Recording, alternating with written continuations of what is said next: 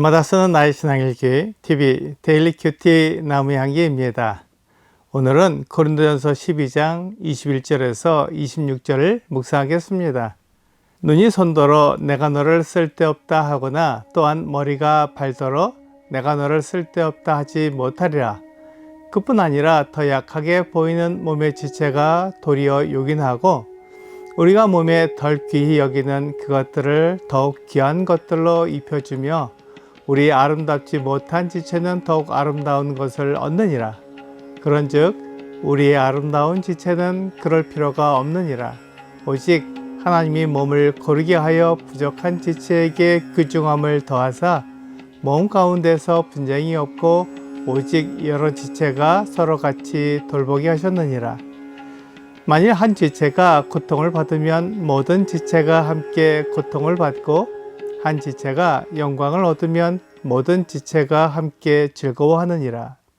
하나님께서 교회에 은사를 주신 목적은 그 은사로 다른 성도를 섬겨서 교회의 모든 지체가 그리스도에게까지 성장하게 하려는 것입니다. 그러니까 내 은사로 다른 성도가 성장하도록 돕는 것입니다. 그런데 눈이라는 지체가 손이라는 지체에게 너를 쓸 데가 없다고 하거나 또한 머리가 발더러 너를 쓸 데가 없다고 말하면 그것은 눈이 손을 성장하도록 돕는 것이 아니라 오히려 성장하지 못하도록 억압하는 것입니다. 또한 머리가 발을 성장하도록 돕지 못하고 발을 하찮게 여김으로 나와 다른 지체가 성장할 의욕을 잃어버리게 만드는 것입니다.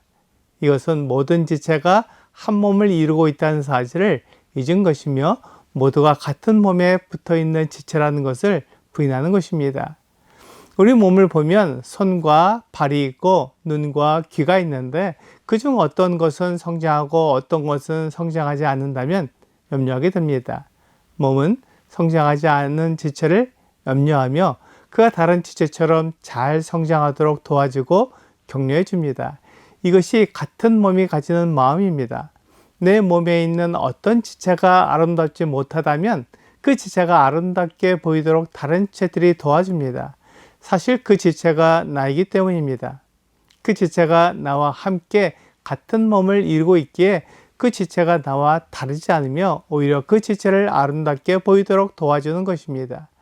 또한 몸에 보이지 않는 기관이 생명과 더욱 밀접한 관계를 가지고 있습니다. 우리는 팔이나 다리가 없어도 살 수 있습니다. 하지만 몸 안에 있는 위나 간 또는 심장이 없으면 살 수 없습니다. 눈에 보이지 않는 기관이지만 그것이 생명과 직접적인 관계를 가지고 있기 때문입니다. 그래서 눈에 보이는 것과 보이지 않는 것이 그 지체의 중요도를 나타내는 게 아니라 그것이 생명과 어떤 관계가 있느냐가 그 지체의 중요도를 나타냅니다. 겉으로 보이는 지체는 우리의 눈에 중요하게 여겨지지만 실제로 생명과 관련 있는 것은 우리 몸 안에 있는 기관들입니다. 눈에 보이지 않아 중요하게 생각하지 않을 수 있지만 약하고 충격을 잘 받는 내장기관들이 우리의 생명을 유지해 줍니다. 우리의 눈이 판단의 기준이 되지 않는다는 말입니다. 나와 다른 지체에게 쓸데없다고 말하는 것은 내가 몸을 제대로 알지 못한다는 말과 같습니다. 몸은 서로 다투지 않습니다. 서로를 도와주며 성장하도록 이끌어줍니다. 만일 손이나 발이 아프면 그 아픈 것을 보호하고 치료해서 더 빨리 낫도록 도와줍니다. 아픈 쪽으로는 아무것도 하지 않도록 보호해줍니다. 이것을 통해 그 지체가 내 몸이라는 것을 보여주는 것입니다. 마찬가지로 그리스도의 몸은 그리스도께서 보호하십니다. 그런데 같은 지체끼리 서로 다투는 것은 한 몸이라는 것을 생각하지 않는 것과 같습니다. 만일 한 지체가 고통을 받으면 모든 지체가 함께 고통을 받습니다. 팔에 가시가 박히면 팔만 아픈 것이 아니라 온 몸이 함께 고통을 느낍니다. 그 팔에 박힌 가시를 빼내고 치료하도록 온몸이 아파합니다. 마찬가지로 감기에 걸려서 기침을 하면 온몸이 아픕니다. 열이 나고 감기약을 먹고 건강해지도록 조치를 취합니다. 한 지체가 아플 뿐이지만 아픈 지체만 고통을 느끼는 것이 아니라 온몸이 다 아파서 아무 일도 하지 못합니다. 만일 내장기관에 심한 질병이 온다면 사람은 버티지 못합니다.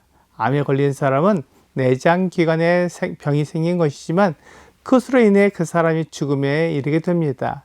한 기관이 병에 걸렸지만 그것으로 온 몸이 아픈 것처럼 그리스도의 몸의 한 지체가 어려움을 겪으면 다른 지체들도 같은 아픔을 느끼게 됩니다. 이것이 한 몸의 원리입니다. 그리스도의 지체는 이 한 몸의 원리로 이루어졌습니다. 이 원리가 그대로 영광으로 바뀌게 됩니다. 피아노를 잘 치는 사람은 손가락이 영광을 받을 것 같지만 온 몸이 영광을 받습니다. 올림픽이나 아시안 게임에 출전하는 선수들은 자기가 출전한 종목에서 메달을 따게 되면 그 사람이 영광을 받게 됩니다. 어떤 사람이 시상대에 올라가서 내 다리가 잘 달렸기 때문에 다리만 상을 받으면 된다고 말하지 않습니다. 그 다리를 온전하게 만들어주는 것이 몸이기 때문입니다.